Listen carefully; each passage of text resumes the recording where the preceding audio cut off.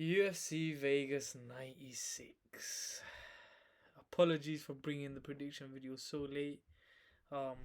This card just excited me so much that I had to do so much analysis on the fights.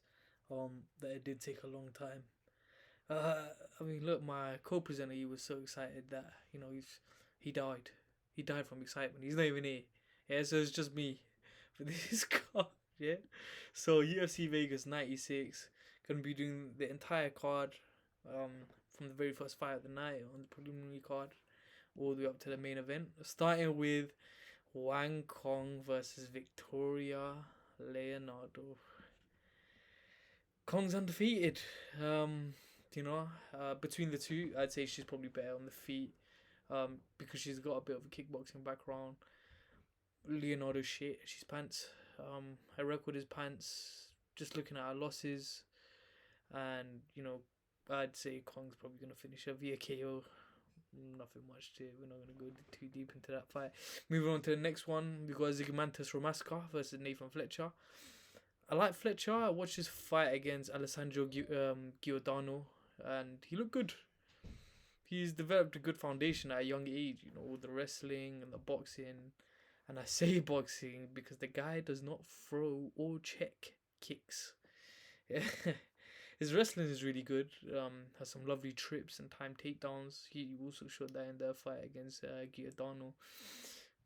But my worry is that he overextends on the feet at times and leans over that lead leg too much, putting him in danger. And Ramaska is going to be happy to exchange in the pocket. He carries a lot of power. He's super wild, sometimes even reckless. I think the fight will be about whether Ramaska can catch Fletcher, either within an exchange with a big shot, or even via submission on the way down from a takedown, because Fletcher isn't the best on the ground. But when it comes to the actual prediction, I've got Fletcher taking it via decision. Moving on to the next fight. Jacqueline Cavalcanti versus Josiane Nunes. Probably butchered both the names, but regardless, I've got Cavalcanti solely because Nunes lost to Chelsea Chandler. And we saw Chelsea Chandler. I can't remember if it was last week or the week prior, but she is rubbish. Yeah, she came in her last fight literally like 5 pounds overweight. Against Santos, it was Luana Santos. She just looked like a bag of flabs, and her performance was terrible. For that reason alone, I'm choosing Cavalcanti via decision. Next fight on the card, I'm so bad at pronouncing his name. Viacheslav Borsshchev versus James Llontop. I've got Llontop. Borsshchev carries good power, and I don't see Llontop wanting any part of that whatsoever. I see Llontop leaning heavy into that wrestling, and I can see him pretty much cruising into a decision victory, just like he did against Nilson Oliveira in the FFC prior to the finish. He was relying on that wrestling a lot, and it was super effective. And I think he's gonna do something similar to Borsshchev. I've got Llontop via decision. A few decisions so far. Uncle Dana's not going to be happy with that, because Uncle Dana's he's got a finishing fetish. Something like that. Anyway, the next fight, Zachary Reese versus Jose Medina. It's a mismatch. This fight is a mismatch. This fight is the Herbert Burns versus Jack Jenkins fight. From last week. Yeah, just a complete mismatch. A betting man is going to put his money on Zachary Reese. I've watched Medina, and he just looks rubbish. And it's just night and day between him and Zachary Reese. Reese on the feet is explosive. He's powerful. Against Marquez, the shin to the liver, and then the uppercut to finish him. It was nasty, just nasty work from Reese, and I think this is gonna be the first fight of the night that ends in a knockout. Yeah, I think Reese is gonna announce himself to everyone watching this card with the highlight reel knockout. Well, moving on to the next fight, and the next fight is Denis Buzukov versus Francis Marshall. I've got Buzukov this fight. I think he's gonna turn it into a dogfight. He's got the chin to facilitate one, definitely. You know, Marshall's been too inactive, coming off 2 losses, and the guy that he did beat back in 2022 was Marcelo Rojo, and he is pants. Yeah, he has 1 win in 5 years, and he keeps coming back in order to lose, which is a finish more often than not. So, yeah, I've got Bazooka for that fight via KO. Moving on to the main card, we're getting through this quick. I want to get through this quickly because, let's be honest, no one's going to want to sit through 25-30 minute breakdown analysis video of this card. But yeah, the first fight kicking off the main card is actually probably the first fight that I'm looking forward to on this card, and that's Edmen Shahbazyan versus Gerald Meerschaert. Meerschaert. Let's go Meerschaert, because I've got Shahbazyan anyway for this fight. He's been in there with really good opposition, the likes of Hernandez, Imavov, Brunson, Hermansson. I know he lost to all of them, but he's only 26. He was touted as a big prospect coming from the contender series. Like, do you lot remember the vid? There's a vid on YouTube, and it's on the UFC channel, and it's Shahbazyan's like top finishes, and it's got like 500,000 views. And having a video like that is definitely a credit to how highly rated he is by the UFC. The guy, he's only 26. He fights beyond his years. He has some good power, which he showed against Brad Tavares, the nasty head kick. And remember, people, the African King who was crowned last week, Dricus du Plessis, he couldn't even finish Brad Tavares. Yeah, remember that. Just remember that. But anyway, he also brings that threat of the takedown. When he does take you down, he's not just going to do a Shamil Gaziev where he sits on top of you, looking for skin to skin like a newborn baby. He's actually going to hunt for the finish. In terms of Meerschaert, I'm yet to get rid of that stigma in my head that I have of him being Khamzat's chew toy, Khamzat Chimaev's chew toy. You don't remember when Khamzat was booked to fight Meerschaert, but he was then also booked to fight someone else. I think it was Edwards at the time prior to it being cancelled, before he had even fought Meerschaert. That was crazy. It was mad, disrespectful, crazy. But then he did end up fighting Meerschaert and dusted him in literally the very first round. And everyone was like, oh, Uncle Dana. Yeah, we understand why you booked him in for another fight. Yeah, you just dusted him quickly. I mean, Meerschaert's 36 now. He's getting on. He's a weathered fighter with a lot of mileage. I think his best chance is at winning is going to be him taking Shahbazyan down, looking for a submission. He's had a couple of grappling matches recently. I believe against Joe Pyfer. After Joe Pyfer knocked him out, crazy. And then I think he lost the grappling match against Joe Pyfer as well. But anyway, I think if he was to try and take Shahbazyan down and get a submission, that is only if he survives long enough. And even if he does shoot for the takedown, we've seen Shahbazyan drop some nasty elbows on Charles Bird when he did go for that double leg and had him up against the cage, knocking him out, pretty much mirroring the Blades knockout of Almeida not too long ago. Yeah, I just think Shahbazyan's is gonna dust him quickly in that first round, and I've got Shahbazyan via KO in that very first round. But yeah, moving on, Neil Magny versus Michael Morales. Are fans still running that apologetic agenda for Magny after the Mallet fight? Because it feels like everyone picked Mallet.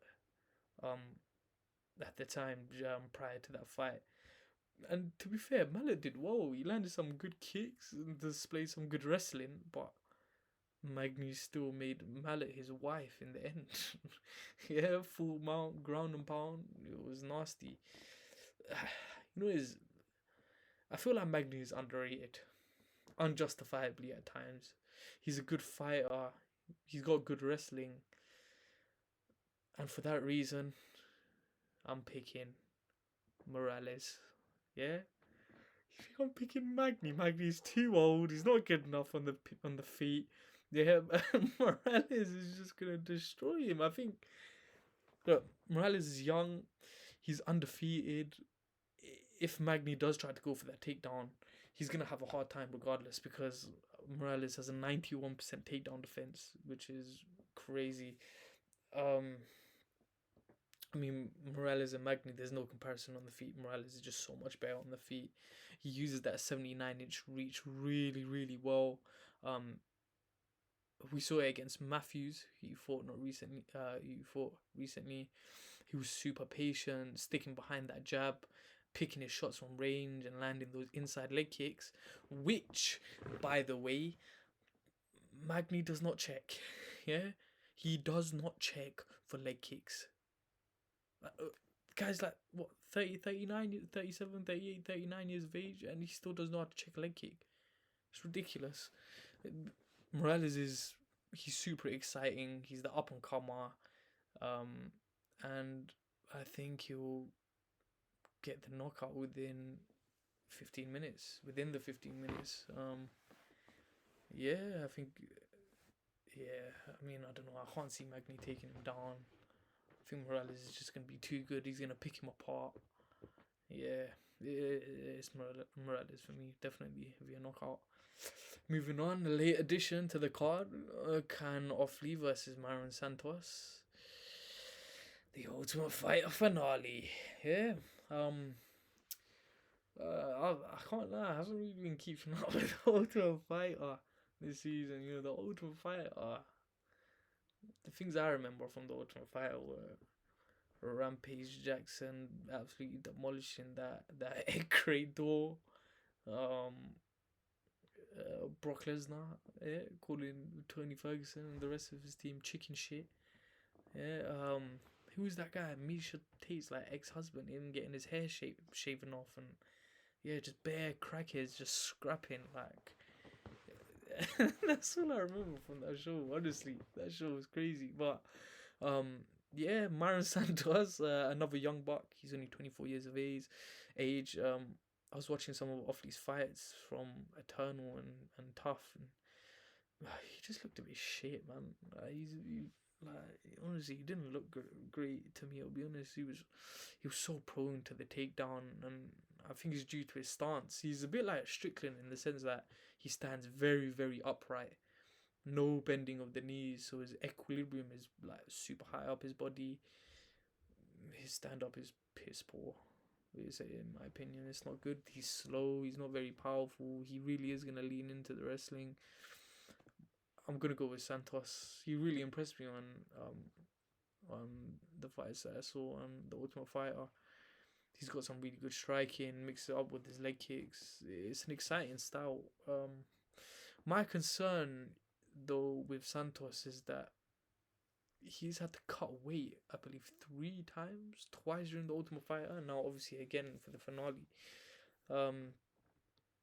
He almost missed weight actually. They had to, use the box or whatever for this fight during the weigh-in. Apparently he has to cut like 30 plus pounds, which is not good. I'm worried that with his style supplemented by the weight cut, he's gonna get tired, and Ofli's wrestling could take over potentially. Regardless, I'm gonna go with Santos. I think he'll do enough and take 2 rounds, and win via decision. Yeah, I really like it, man. I like him. But yeah, let's move on to the next fight. Robert Valentin versus Ryan Loder. I've got Ryan Loder. I've seen some people choose Robert Valentin, and I understand why. But I think Loder's the safe pick here. He's a wrestler. Wrestling seems to be king these days, and Loder style is heavily dependent on it. He doesn't just try to nullify his opponent once he takes them down. He goes for the finish, which I really like. Valentin is very, very dangerous. He's wild on the feet, so he's gonna have to be careful that he doesn't leave himself too open to takedowns. But even if he does get taken down, he's got the grappling ability to still win because his record is just full of rear naked chokes and guillotines. So Loder is gonna have to be mindful with his head positioning when going for the takedown. But I still do think Loder will grind out a decision with his wrestling. Yeah, I think Loder's gonna take it via decision. Although I would not be surprised if Valentin just, I don't like, knocks him out stone cold, stone dead. Like, he's got good elbows. Like I said, he's wild on the feet. But I think Loder's a safe pick, and I'm gonna go for the safe pick. Moving on to the co-main event.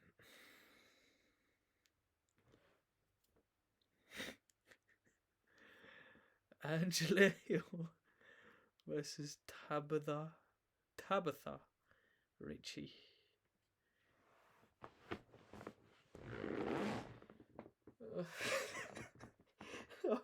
Honestly, like, oh mate, sometimes I think Dana is just living off. He's still living off that Ronda Rousey juice. Bro, Angela Hill versus Tabatha Ricci in 2024 as a co-main event. You know what? Yeah, I've seen a lot of people criticize this fight for being the co-main event, but we've got to be grateful. Yeah, and I'll tell you why. Because it's not every event you get a piss break before the main event. Yeah. You understand? I've got Angela Hill, man. She's been around for a while. She's 39, and considering women peak earlier in men's years, it's like if Chuck Liddell was still fighting.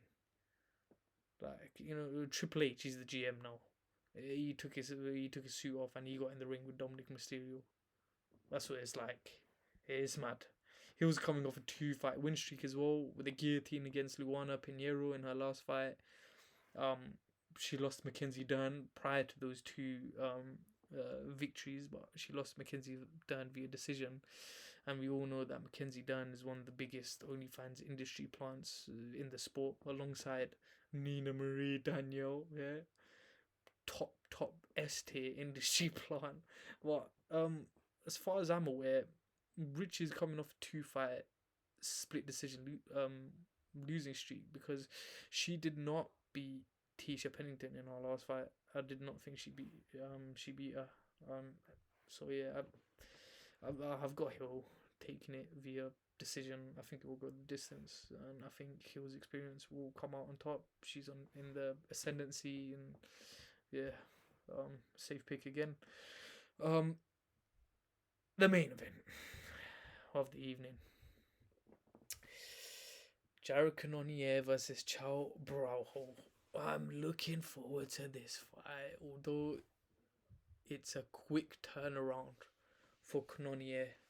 Just 2 months since the Imavov fight, and I feel like it's solely because of desperation. Cannonier's 40 and he knows time is not on his side. You know, Imavov pretty much knocked him out. You could say early stoppage, although if the fight was not stopped when it was stopped, you know, he wouldn't be here. Main event in this card against Borralho. On the flip side, Borralho is coming off the most impressive performance of his career, potentially against Paul Craig. It was a nasty KO, landed that big knee, big right hand. Yeah, and then he did a Daniel Cormier, I think, during his interview, you know, taking his glasses off, like, you know, thanking people and everything, you know. I respect it, man. But with Borralho being the younger guy on the ascendancy, and Cannonier being the older of the two, on the path of descendancy. I just think Borralho is the natural pick. Both guys are so powerful, so it has the makings to be an explosive contest. Borralho also has the wrestling within his repertoire if he does want to use it. And what we know about Cannonier is that at times he does give up his back without much resistance, which he will not want to do against Borralho. But yeah, I think Borralho is going to take it. And Borralho wears, glasses, so I gotta back my 4 eyes blind as a bat, double vision brother. You understand? But yeah, I think that's all. Really, it's not the greatest card in the world. But it is what it is. Yeah, I'm looking forward to the main event. Looking forward to watching Mairon Santos. And I'm looking to Shahbazyan, potentially getting a big knockout as well. So yeah, just catch us for the live stream tomorrow night. See you then.